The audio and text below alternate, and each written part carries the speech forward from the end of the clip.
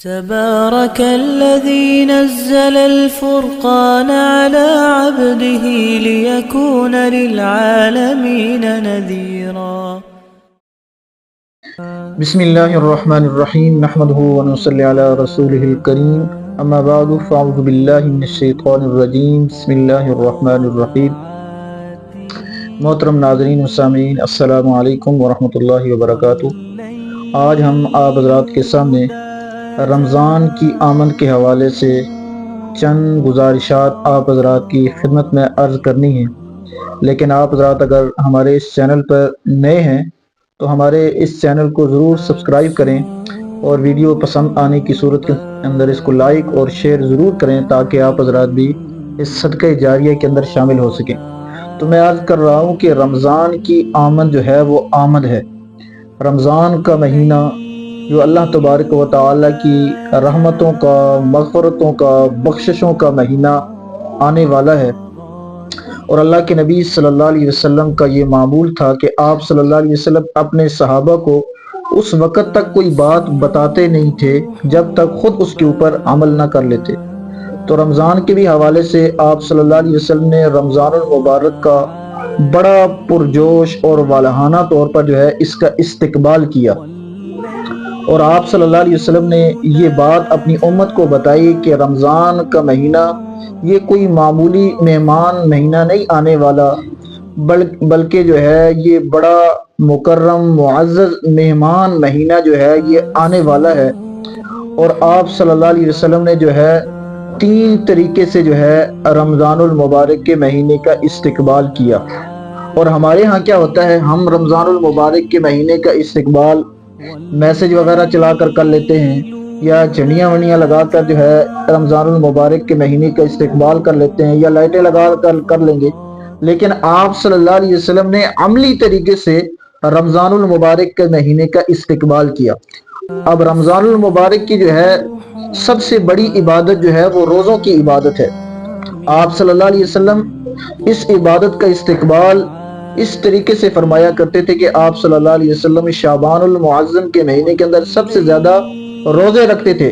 اور روایات کے اندر آتا ہے کہ آپ صلی اللہ علیہ وسلم رمضان المبارک کے مہینے کے علاوہ 11 مہینوں کے اندر سب سے زیادہ جس مہینے کے اندر روزے رکھتے تھے وہ شعبان المعظم کے مہینے کے اندر. تو آپ صلی اللہ علیہ وسلم یہ روزے اس لیے رکھتے تھے تاکہ رمضان المبارک کے مہینے کا استقبال ہو سکے. جو سب سے بڑی عبادت ہے روزوں کی، اس کی پریکٹس ہو سکے، اس لیے یہ پریکٹس کا مہینہ ہے. اور یہ اللہ تبارک و تعالی نے ہمارے لیے ایک ٹریننگ کا مہینہ بنایا ہے تاکہ ہم رمضان سے پہلے شعبان المعظم کے مہینے کے اندر روزے کثرت کے ساتھ رکھیں. اور آپ صلی اللہ علیہ وسلم کی ذات اپنی امت پر کس قدر شفیق اور مہربان ذات ہے. خود تو اس مہینے کے اندر کثرت کے ساتھ روزوں کا معمول تھا، لیکن اپنی امت کو 15 شعبان کے بعد روزہ رکھنے سے منع کر دیا تاکہ رمضان کے جو فرض روزے ہیں ان کے اندر کہیں کوتاہی نہ ہو جائے. اب اگر کوئی آدمی آٹا کٹا ہے، طاقتور ہے، وہ تو 15 شعبان کے بعد بھی رکھ سکتا ہے. لیکن اگر کوئی کمزور آدمی ہے تو اس کے لیے مناسب یہ ہے کہ وہ رمضان 15 شعبان کے بعد روزہ نہ رکھے تاکہ رمضان المبارک کی مہینے کی بھرپور تیاری کر سکے. اس لیے ہمیں بھی اس شعبان المعظم کے مہینے کے اندر ہم نے جو روزے رکھے یہ رمضان کی پریکٹس کے طور پر ہم نے رکھے. اور اس طریقے سے آپ صلی اللہ علیہ وسلم دوسرا اس مہینے کی جو بڑی عبادت ہے وہ تراویح کی عبادت ہے. اور تراویح کے اندر قرآن پاک پڑھا جاتا ہے. تو یہ 2 بڑی عبادتیں ہیں.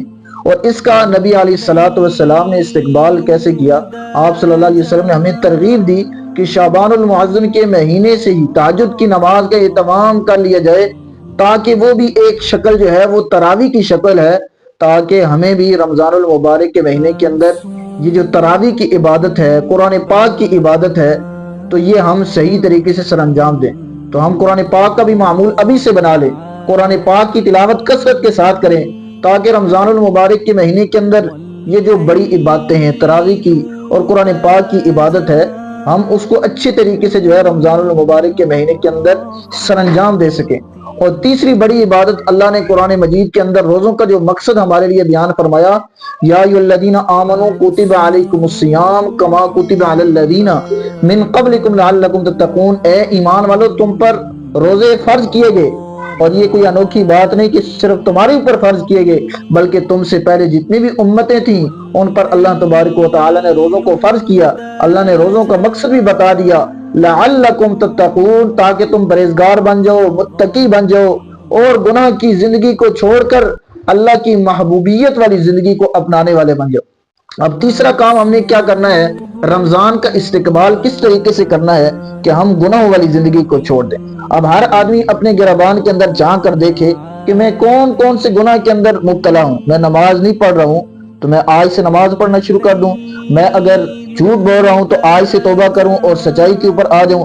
میں اگر امانت کے اندر خیانت کر رہا ہوں، اس گناہ سے توبہ کروں۔ میں اگر لوگوں کو دھوکہ دے رہا ہوں، لوگوں کے ساتھ فراڈ کر رہا ہوں، اس سے جو ہے اللہ تبارک و تعالیٰ کے حضور معافی مانگ کر جو ہے راہ راست کے اوپر آ جاؤں۔ تو ہر آدمی جو ہے اپنی زندگی کو محاسبہ کرے، اور زندگی کا محاسبہ کرنے کے بعد جو ہے آدمی اپنی زندگی کو جو ہے اللہ کی عبادت کے اندر، طاعت کے اندر اپنی زندگی کو جو ہے وہ ڈالنے کی کوشش کرے۔ تو رمضان المبارک کا تیسری بڑی عبادت، ہم گناہوں کو چھوڑ دیں اور اللہ کی اطاعت کے اوپر آ جائیں، اللہ کی فرما برداری کے اوپر آ جائیں۔ تو یہ رمضان المبارک کی آمد سے پہلے آپ صلی اللہ علیہ وسلم 3 اعمال کی ہمیں ترغیب دی ہے، اور یہ 3 اعمال کریں گے رمضان کا پرجوش استقبال ہوگا۔ پہلا عمل پھر دوبارہ سن لیجئے، پہلا عمل کون سا ہے کہ آپ صلی اللہ علیہ وسلم رمضان سے پہلے شعبان المعظم کے مہینے کے اندر روزے رکھتے تھے۔ تو ہم نے اس مہینے کے اندر کثرت کے ساتھ جو بھی ہم نے روزے رکھے یہ رمضان کا استقبال ہے۔ دوسرا بڑا جو ہے رمضان المبارک کے مہینے سے پہلے استقبال، ہم رمضان کی عبادت ہے تراویح اور قرآن کی عبادت۔ تو ہم ابھی سے تہجد کی نماز کا اہتمام کریں، قرآن پاک کی تلاوت کا اہتمام کریں، تاکہ یہ دوسری بڑی عبادت کو ہم صحیح طریقے سے سر انجام دیں۔